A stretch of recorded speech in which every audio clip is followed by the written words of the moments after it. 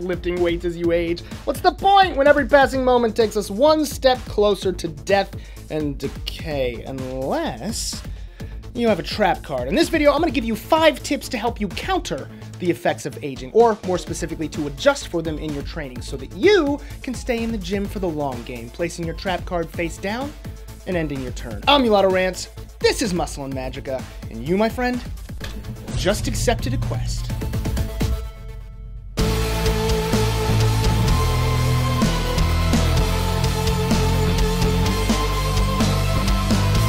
Well met, and welcome back to the Order of Muscle and Magicka, where as Guildmaster, it's my job to equip you with the weapons and spells that you'll need to reach your fitness goals and fight against the forces of bro magic. If it's your first time here, and you're interested in leveling up in life as well as in game, subscribe, join the Order, and ring that resounding bell of Muscle and Magicka so that future quests go directly to your quest log. Now, if getting older can be likened to a very RNG-heavy card-based role-playing game, and I think it can, then the single most important thing that you can do is to know your enemies and know their weaknesses so that you can counter them. I mean, the entire name of the game is Hand of Fate 2, actually. Excellent game, released in 2017. Highly recommend it.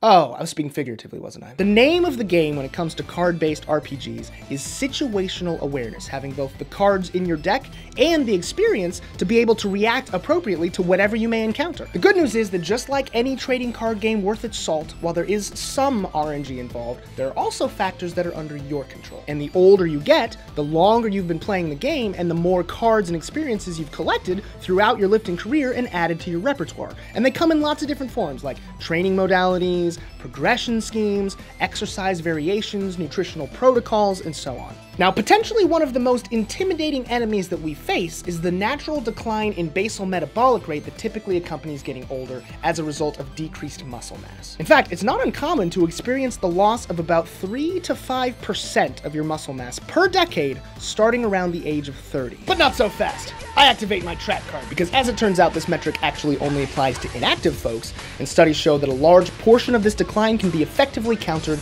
with resistance training, or apparently being a Vulcan science officer. That's right, a great deal of this seemingly inevitable decline is totally evitable. I was actually trying to make a joke there, but turns out evitable is actually a real word, so I'm not sure whether to be proud or annoyed. I recommend a healthy, context-dependent, individualized dose of both strength and hypertrophy training, because both ends of the neural metabolic continuum are important. Heavy strength training contributes to obviously strength, but also things like posture, due to proper core development, and bone density, all of which are increasingly important as you get older. Hypertrophy training, while lower in intensity, still allows for a good growth stimulus to your muscle, but without the heavy toll on your connective tissue. And as you get older, you may want to consider including more hypertrophy-style training in your regimen, particularly if you're dealing with a lot of aches, pains, and creaky joints. I know you're worried that if you take a single set above 5 reps or below 85% of your 1 rep max, suddenly your gains are going to become more disloyal than an unruly Charizard. First of all, you gotta admit, for a kid who spent 50% of his time in gyms, that child did a remarkably low amount of actual work. And if I were a winged, fire-breathing dragon, who for some reason wasn't actually even grouped as part of the dragon type family, I wouldn't respect him either. That notwithstanding, if you were to schedule maybe 25 to 35% of your time in those lower rep ranges, and then spend the rest of your time in the lower intensities and higher rep ranges, yeah, I know you don't want to. Look, you can't always get what you want. But if you try sometimes, I think you just might find you actually maintain your strength relatively well while still providing adequate stimulus to your muscles and not overloading your joints. Why do I get the feeling I just did something anticlimactic? Which brings me to my next point. You're not 20 years old anymore, which means you don't have the same recoverability that you used to, which means you can't just keep YOLOing it. Unless you're just extremely lucky, but if you're like me and can roll 2 dice and consistently get a value of less than 1, you have to start dialing things in a little bit. And part of that is not training like someone who has infinite recoverability, because you don't. Let me ask you a question. Do you think Yugi managed to pull together the 5 cards of the Forbidden One and summon the unstoppable Exodia simply by winging it?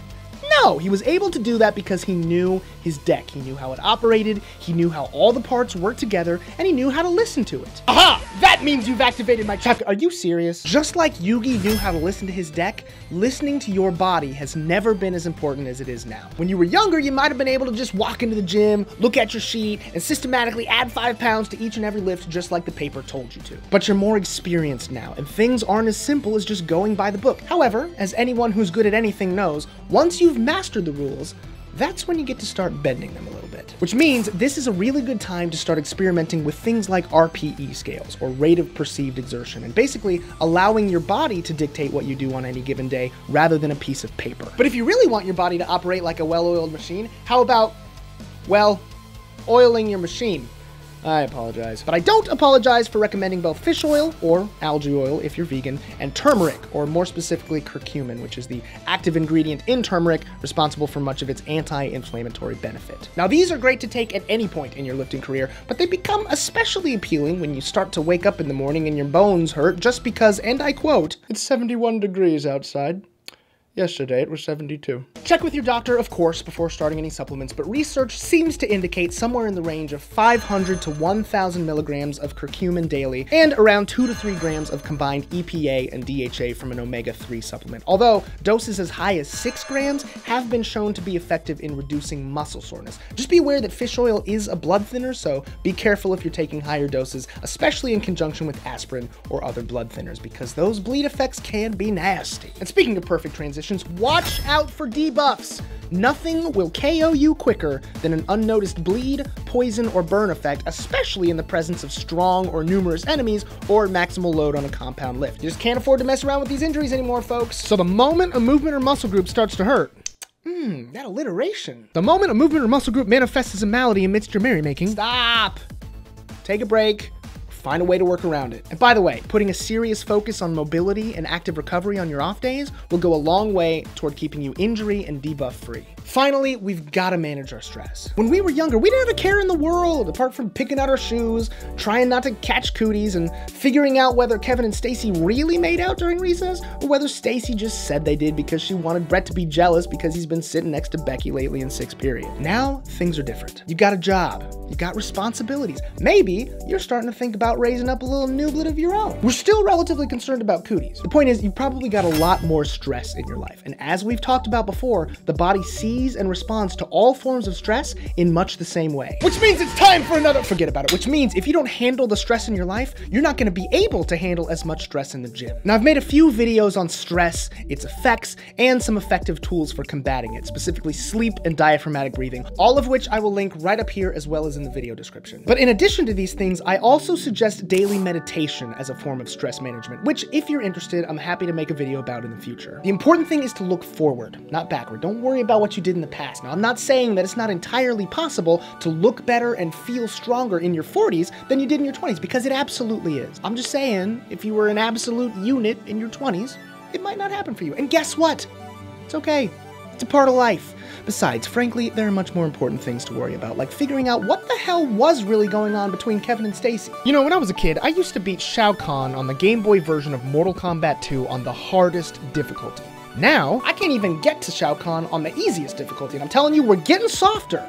And it's because of games like Minecraft and Fortnite that we are losing sight of a fundamental truth that I think we used to just all feel intrinsically. A simple, foundational understanding that the will of a Templar is stronger. By the way, if you were hoping I'd tell you to trust in the heart of the cards, let me tell you something. I trusted in the heart of the cards once. I stayed up all night creating the most carefully crafted, painstakingly love-infused Magic the Gathering deck you ever saw in your damn life, only to get my ass handed me by a starter pack my friend got at Target the next day. So don't you tell me.